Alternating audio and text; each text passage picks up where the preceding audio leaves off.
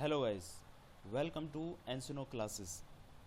आज Encino classes में हम 11th क्लास का एक टॉपिक कराएंगे आपको, जिसका नाम है अकाउंटिंग इक्वेशन। ये आपका बेसिक टॉपिक है। अगर आपने अकाउंटिंग इक्वेशन समझ ली तो आप जनरल एंट्री और बैलेंस शीट आराम से कर सकते हैं।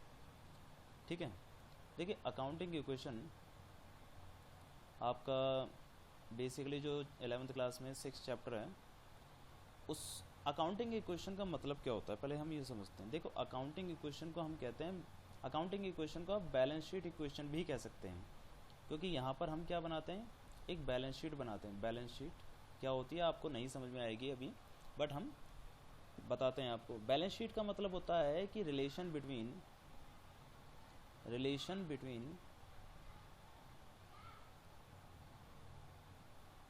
किस में, रिलेशन बिटवीन एसेट्स और लाइबिलिटीज़।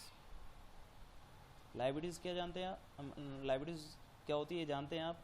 लाइबिलिटीज़ का मतलब क्या होता है कि जो पैसे या कोई दायित्व या कोई रिस्पॉन्सिबिलिटी हमारे ऊपर होती है तो उसको हम कहते हैं लाइबिलिटीज़। एसेट्स यानी कि संपत्ति, जिस चीज़ से हमारा व्यापार चलता है उस चीज़ को हम संपत्ति कहते हैं। ठीक है, तो हम अकाउंटिंग इक्वेशन में करते क्या हैं भाई? अकाउंटिंग इक्वेशन में हम अपनी जो एसेट्स और लायबिलिटीज़ होती हैं उनके बीच में रिलेशन बताते हैं कि एसेट्स के बढ़ने से, या मतलब एसेट्स किसी ट्रांजैक्शन से एसेट्स बढ़ रही है या घटती है, या किसी ट्रांजैक्शन से लायबिलिटीज़ बढ़ती है या घटती है, ये चीज़ें हम बताते हैं। अब यहाँ एसेट्स के अंदर हमारे पास कौन कौन सी एसेट्स हो सकती हैं भाई?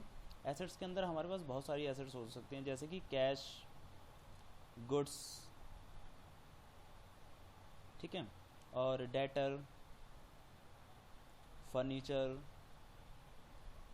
ठीक। और लायबिलिटीज़ के अंदर हम क्या ले लेते हैं? लायबिलिटीज़ के अंदर हम दो चीज़ें ले लेते हैं। पहले तो हम लेते हैं कैपिटल और दूसरा ले लेते हैं अदर लायबिलिटीज़। तो अदर लायबिलिटीज़ के अंदर आप क्रेडिटर लिख सकते हो, ठीक है, और आउटस्टैंडिंग कोई भी एक्सपेंस होगा वो, यानी कि कोई भी एक्सपेंस अगर आपके पास बकाया है तो वो आपके लिए क्या होती है? लायबिलिटीज़। अब देखिए हम करते क्या हैं, हम हमेशा एज्यूम करके चलते हैं कि हमारी एसेट्स और लायबिलिटीज़ इक्वल होती हैं, क्योंकि आप एक ट्रांजैक्शन समझ के चलिए। आप जानते हैं पहली चीज़ जैसे कि कैपिटल, अगर कैपिटल इंट्रोड्यूस करते हैं हम, जैसे कि किसी बंदे ने कैपिटल इंट्रोड्यूस करी अपने फर्म में या अपने बिजनेस में, कितने रुपए की? 2 लाख रुपए की। अगर कोई व्यक्ति अपने फर्म में 2 लाख रुपए की कैपिटल इंट्रोड्यूस करता है तो होगा क्या? देखो, बिजनेस के अंदर एक तो कैश बढ़ जाएगा, कैश क्या हो जाएगा? इंक्रीज़ हो जाएगा, क्योंकि जैसे ही वो बंदा 2 लाख रुपए फर्म के अंदर लगाएगा तो फर्म के पास 2 लाख रुपए आ जाएंगे, और फर्म के पास एक और चीज़ बढ़ जाएगी जिसका नाम क्या है? कैपिटल। यानी कि फर्म के अंदर कैपिटल इंट्रोड्यूस करने से, यानी कि इन्वेस्टमेंट करने से दो चीज़ें इंक्रीज़ हो रही हैं, ठीक है। पहली चीज़ क्या है? खुद कैश, दूसरी चीज़ क्या है? कैपिटल। तो देखो, कैश हमारे लिए क्या होती है? एसेट्स। तो हम क्या लिखेंगे कि भैया कैश हमारा क्या हो गया? इंक्रीज़ हो गया। कितने रुपए से? 2 लाख रुपए से। और कैपिटल भी हमारी इंक्रीज़ हो गई 2 लाख रुपए से। तो आप देख सकते हैं ना कि आपकी एसेट्स भी 2 लाख रुपए की और लायबिलिटीज़ भी 2 लाख रुपए की है। अब मैं दूसरी ट्रांजैक्शन बता दूं कि दूसरी ट्रांजैक्शन एक ले लेते हैं कि भाई परचेज गुड्स ऑन कैश। कितने रुपए का? 20,000 का ले लेते हैं हम। 20,000 का सामान हमने परचेज़ करा है, तो 20,000 का जब हम सामान परचेज़ करते हैं तो होगा क्या भाई? जब 20,000 का सामान परचेज़ करेंगे तो आपके पास कैश में परचेज़ करा है हमने, तो 20,000 का सामान परचेज़ करेंगे तो 20,000 का कैश क्या हो जाएगा? कम हो जाएगा। और जब भी हम माइनस वाली टर्म लिखते हैं तो हम ब्रैकेट लगा देते हैं अकाउंट्स में, ठीक है ना। और क्या हो जाएगा? अब 20,000 से सामान खरीदा था तो कैश तो कम हो जाएगा और सामान भी तो बढ़ जाएगा आपके पास, तो 20,000 से सामान क्या हो गया आपका? इंक्रीज़ हो जाएगा। तो नॉर्मली हमने करा क्या? अब देखो, अब अगर कैलकुलेट करेंगे तो 2 लाख रुपए में से अगर 20,000 गए तो कितने बचते हैं? 1,80,000। और इधर क्या है? 20,000 रुपये, और इधर टोटल में कितना है 2 लाख रुपये। तो इसका मतलब क्या है, अभी भी हमारी एसेट्स और अभी भी हमारी लाइबिलिटीज़ दोनों आपस में बराबर हैं। देखिए ये 180 और ये क्या है 20,000, तो टोटल हो गया 2 लाख रुपये, और इधर तो 2 लाख है ही है। तो इसका मतलब क्या है कि बैलेंस शीट ये कहती है कि आपकी एसेट्स और लाइबिलिटीज़ हमेशा क्या होनी चाहिए, इक्वल होनी चाहिए, अदरवाइज़ आपकी कोई ना कोई ट्रांजेक्शन मिसिंग है। ठीक है, इस पूरे अकाउंटिंग इक्वेशन को हम समझने की कोशिश करते हैं एक क्वेश्चन से। देखिए यहाँ तो मैंने आपको बता दिया कि अकाउंटिंग इक्वेशन किस प्रकार से काम करती है, कि आप जो भी ट्रांजेक्शन करते हैं उसकी वजह से बिजनेस के अंदर क्या इफ़ेक्ट होता है, उस चीज़ को हम रिकॉर्ड करने को अकाउंटिंग इक्वेशन कहते हैं। ठीक है, अब इस पूरी अकाउंटिंग इक्वेशन को एक क्वेश्चन से करते हैं। चलिए एक क्वेश्चन लेते हैं। यह हमारे पास क्वेश्चन है। क्वेश्चन कह रहा है कि prove that the accounting equation is satisfy in all the following transaction. Started business with cash 10,000, 10,000 से क्या करा है, बिजनेस स्टार्ट करा है। नेक्स्ट क्या है, paid rent in advance 3,300, purchase goods for cash 500 रुपये और क्रेडिट में 2,000 रुपये। आगे कह रहा है सोल्ड गुड्स फॉर कैश 8,000 रुपये और कॉस्टिंग कितनी थी उसकी 4,000, यानी कि आपने सामान बेचा है। यहाँ पर देखिए ये ट्रांजेक्शन समझाने वाली है। आपने सामान बेचा है कितने का, 8,000 का, और जबकि वो सामान आपके लिए कितने का था, 4,000 का। तो इसका मतलब क्या है, आपने यहाँ पर प्रॉफिट अर्न करा है। ठीक है, और जब भी आप प्रॉफिट अर्न करते हो बिजनेस के अंदर, तो प्रॉफिट अर्न करने पर आप क्या करेंगे कि देखो कैपिटल जो है ना, कैपिटल आपकी वो चीज़ होती है जहाँ जो मालिक का पैसा होता है, और मालिक क्या लेके जाता है, प्रॉफिट, या तो उसको होता है लॉस। तो हम क्या करते हैं, जितने भी प्रॉफिट और लॉस की चीज़ें हैं या जितनी भी एक्सपेंस और गेन की चीज़ें हैं, वो सारी की सारी कैपिटल में से क्या करते हैं, कम या ज़्यादा। अगर आपका कोई एक्सपेंस हो रहा है तो कैपिटल को क्या कर देंगे, डिक्रीज़, और अगर कोई इनकम हो रही है तो कैपिटल को क्या कर देंगे, इंक्रीज़। यानी कि जो भी फ़ायदा या नुकसान होता है तो उसको हम इफ़ेक्ट करते हैं किससे, कैपिटल से। ठीक है, तो इसमें जो 4,000 का फ़ायदा हुआ है आपके पास, 8,000 में बेचा है और 4,000 की चीज़ थी, तो 4,000 का फ़ायदा हो गया, तो ये हमारा कहाँ जाएगा, आपकी कैपिटल से कम हो जाएगा, ज़्यादा हो जाएगा। पेड सैलरी 450 रुपये, आपने सैलरी पे करी है 450, तो सैलरी पे करिए तो होगा क्या भाई, सैलरी पे करते समय एक तो आपका कैश कम हो जाएगा, और दूसरा क्या है, आपकी कैपिटल कम हो जाएगी, क्योंकि ये क्या है आपके लिए खर्चा। ठीक है, एक्सपेंस। अब नेक्स्ट कह रहा है कि bought motorcycle for personal use 3,000, आपने एक 3,000 रुपये की मोटरसाइकिल खरीदी और पर्सनल यूज़ के लिए। देखो पर्सनल यूज़ का मतलब क्या हो गया, मालिक खुद अपने यूज़ के लिए कर रहा है, यानी कि ये क्या हो गया आपके लिए, ड्राइंग। आप सब जानते होंगे जब भी कोई ऑनर पैसा लगाता है तो उसको कैपिटल कहते हैं, बट जब भी पैसा निकालता है तो उसको ड्राइंग कहते हैं। अब ड्राइंग है, 3,000 रुपये उसने बिजनेस में से निकाल लिए, तो नॉर्मल बात है कैश कम हो जाएगा और आपकी कैपिटल भी क्या हो जाएगी, कम हो जाएगी। तो इस क्वेश्चन को हम एक बार सही से फॉर्मेट के साथ करते हैं और आपको बताते हैं कि फॉर्मेट भी किस तरीके से यहाँ पर बनेगा। ठीक है जी, तो नॉर्मल फॉर्मेट है आपके पास,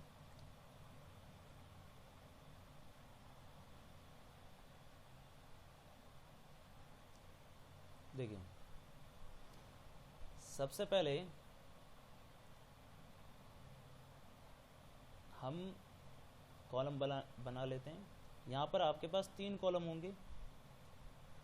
पहला कॉलम होगा आपके लिए पर्टिकुलर का, यानी कि जो भी ट्रांजेक्शन होंगी उनको लिखेंगे आप। ठीक है, और दूसरा हो जाएगा आपका एसेट्स का, ये आपके लिए पर्टिकुलर का। एसेट्स का थोड़ा सा आप बड़ा बनाना, क्योंकि एसेट्स ज़्यादा आ जाती हैं आपकी और लाइबिलिटीज़ थोड़ी सी कम आती हैं, तो इसलिए लाइबिलिटीज़ का छोटा कर देंगे। ये हो गया और यहाँ पर भी हम एसेट्स की डिटेल लिखेंगे और लाइबिलिटीज़ की डिटेल लिखेंगे, इसलिए ये कॉलम और। ठीक है जी। यहाँ पर हम लिखेंगे पर्टिकुलर, जितनी भी चीज़ें होंगी वो सारी यहाँ आएंगी। दूसरा यहाँ पर लिख देंगे हम एसेट्स, जितनी भी एसेट्स होंगी वो यहाँ आएंगी, और यहाँ पर लिख देंगे हम लाइबिलिटीज़, जितनी भी लाइबिलिटीज़ होंगी वो इधर आ जाएंगी आपकी। ठीक है जी। अब देखो एसेट्स के अंदर हमारे पास ना कुछ एसेट्स तो ऐसी होती हैं जो हमें पता होती हैं बिजनेस के अंदर होंगी। जैसे कि सबसे पहला है कैश। बिना कैश के तो कोई बिजनेस स्टार्ट नहीं हो सकता। ठीक है, इसलिए हम कैश को लेके चलते हैं ऐसे ही नॉर्मली कि भाई कैश तो हो गई होगा। दूसरा है गुड्स। बिना गुड्स के भी कोई बिजनेस नहीं चलता है, इसलिए गुड्स भी हम लेके चलते हैं। अब बाकी की चीज़ें जो होंगी वो अकॉर्डिंग टू क्वेश्चन आती जाएंगी और हम उन्हें ऐड करते जाएंगे। अब इधर की तरफ लाइबिलिटीज़ की तरफ, तो लाइबिलिटीज़ की तरफ भाई हम जानते हैं कि कैपिटल के बिना तो बिजनेस स्टार्ट हो ही नहीं सकता। ठीक है, तो कैपिटल होगी और प्लस अदर लाइबिलिटीज़ जो भी आती जाएंगी हम लिखते जाएंगे। ठीक है, तो देखिए पहली ट्रांजेक्शन क्या कहती है। पहली ट्रांजेक्शन कहती है ये वाली, स्टार्टेड बिजनेस विद कैश 10,000। तो हमें क्या करना है कि यहाँ पर बस पर्टिकुलर में लिख देना है स्टार्टेड बिजनेस, जिस तरीके से भी लिख पाओ आप उस तरीके से, स्टार्टेड बिजनेस विद कैश।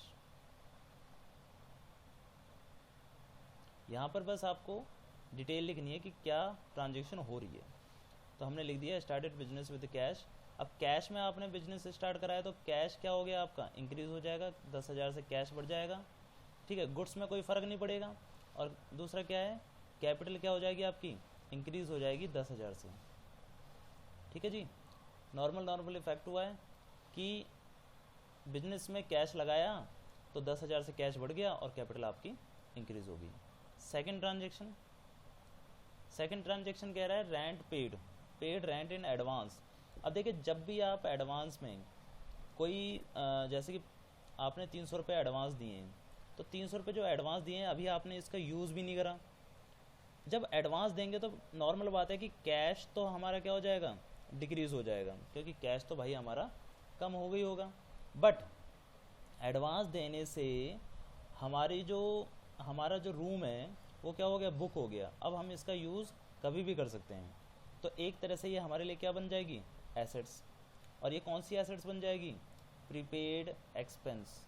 कौन सी बन जाएगी, प्रीपेड एक्सपेंस, क्योंकि आपका खर्चा तो होने वाला था बट वो खर्चा आपने पहले ही पे कर दिया।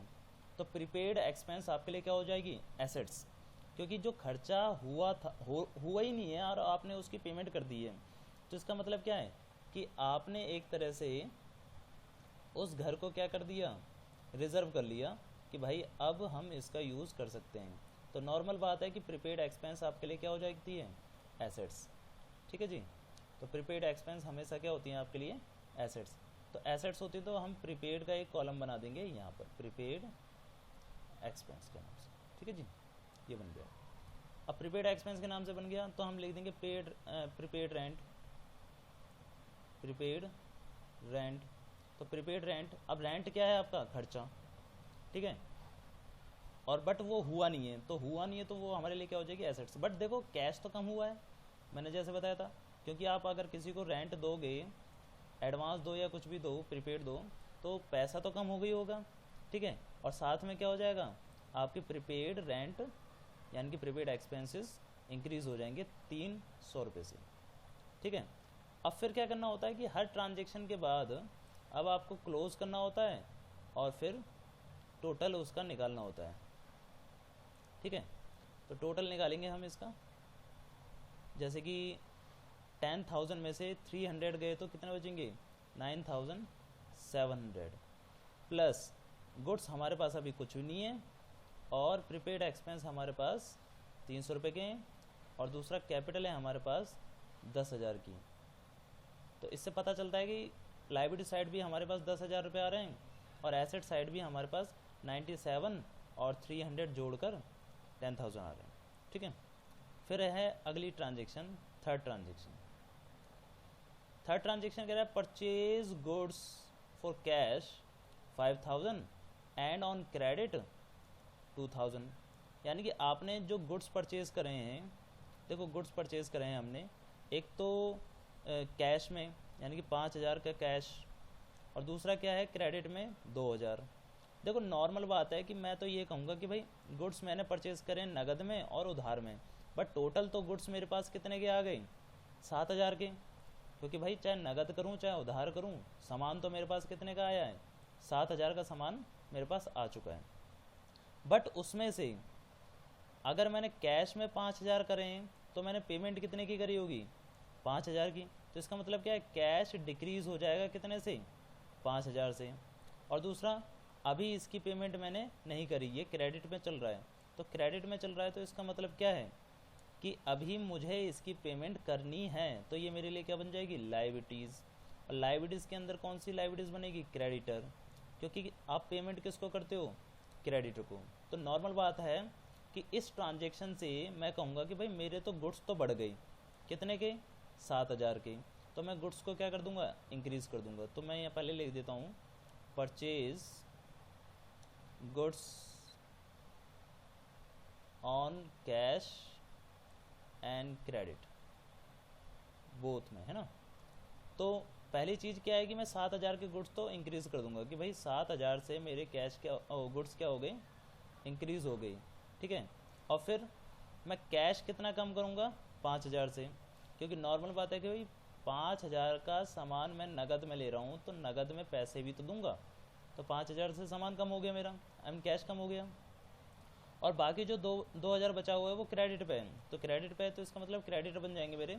तो यहाँ मैं जो लाइबिलिटीज़ में सिर्फ कैपिटल लिखी थी तो एक और लाइबिलिटीज़ इंक्रीज़ कर दूंगा, क्रेडिटर।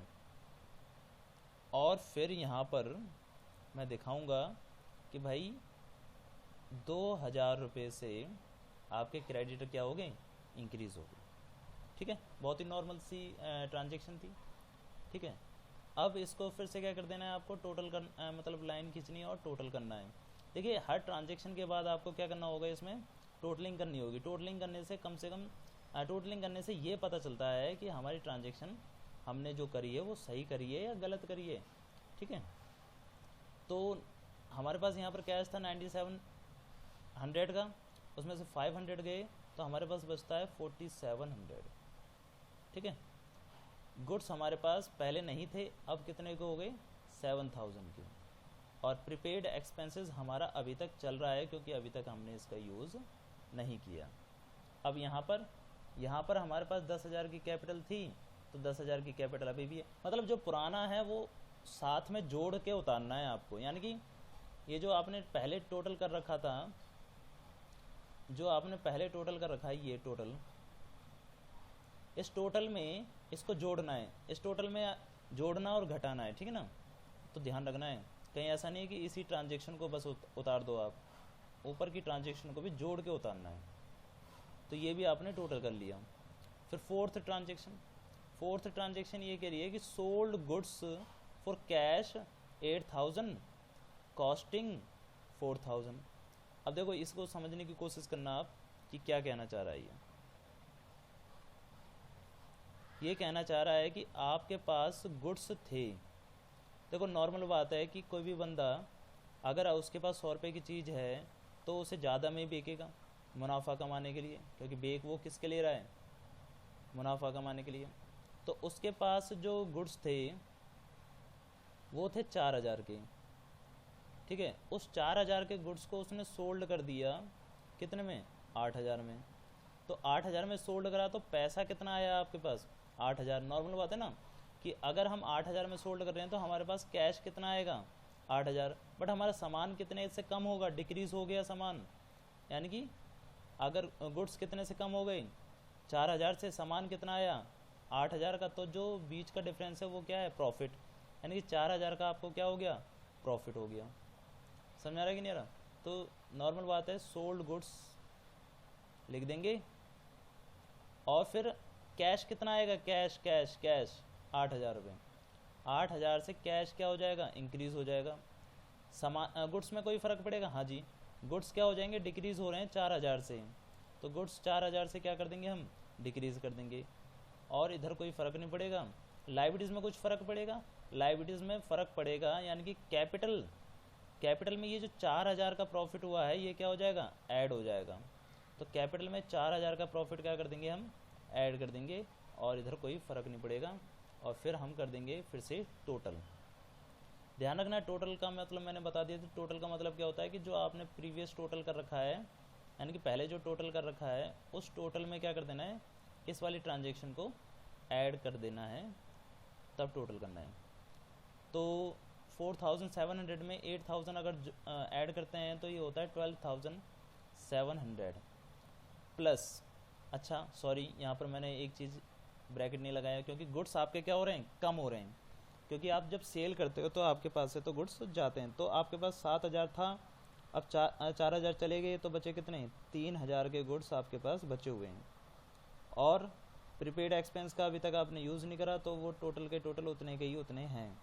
और यहाँ पर आपकी जो कैपिटल है वो हो गई है 14000 की, और आपके पास क्रेडिटर हैं 20000 के, सॉरी 20000 के नहीं है क्रेडिटर, आपके 2000 के क्रेडिटर हैं। यहाँ पर हमारा एक जीरो एक्स्ट्रा लग गया था,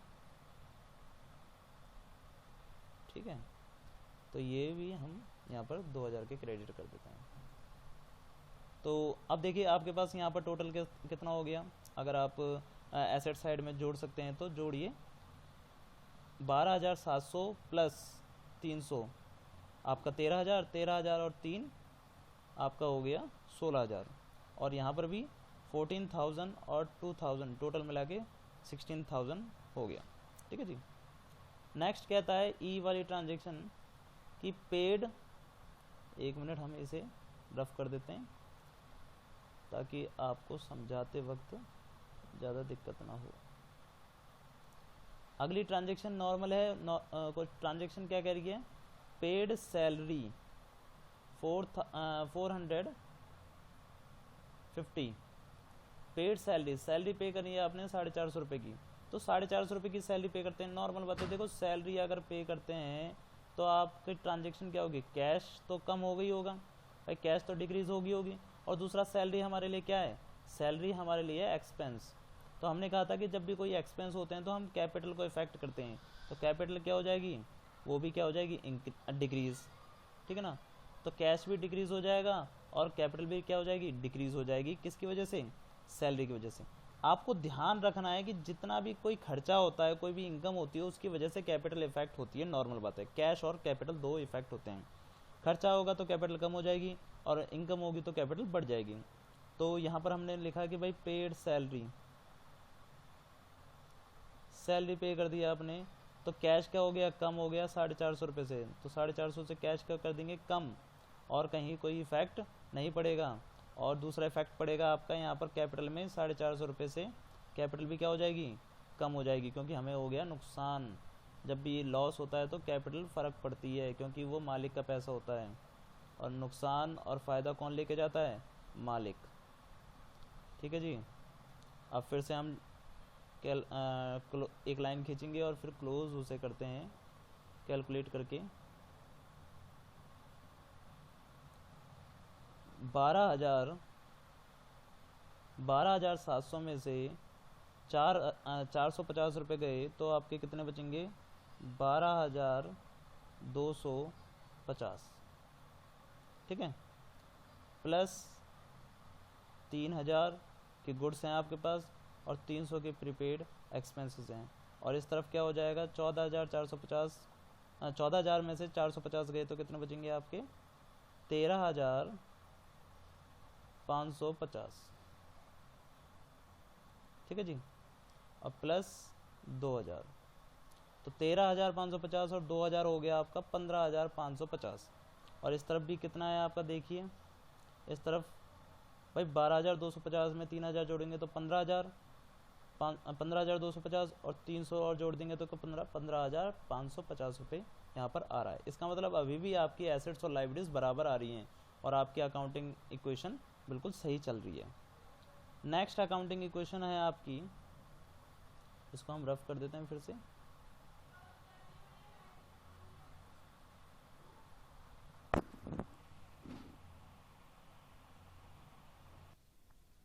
ठीक है जी, और अब ये ट्रांजेक्शन कहते हैं कि bought motorcycle for personal use. अब आप जानते हैं कि भाई पर्सनल यूज़ के लिए जो भी किया जाता है वो होती है ड्राइंग, और ड्राइंग का मतलब होता है मालिक का पैसा, और कैपिटल का मतलब भी क्या होता है, मालिक का पैसा।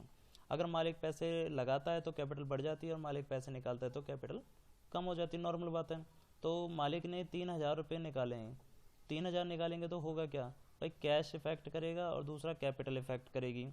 कैश में क्या इफेक्ट करेगा, कैश क्या हो जाएगा, डिक्रीज हो जाएगा, और कैपिटल क्या हो जाएगी, वो भी डिक्रीज हो जाएगी, क्योंकि दोनों चीज़ से क्या हो रहा है, आपका इफेक्ट कम ही हो रहा है, ठीक है ना। तो हम सीधा सीधा कहते हैं मोटरसाइकिल परचेज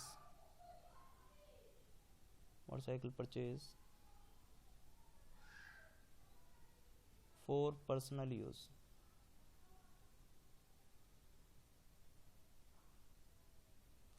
तो कैश क्या हो जाएगा आपका, 3000 से कम हो जाएगा, क्योंकि कैश लेके जाएगा तो बंदा कैश तो कम हो गई होगा।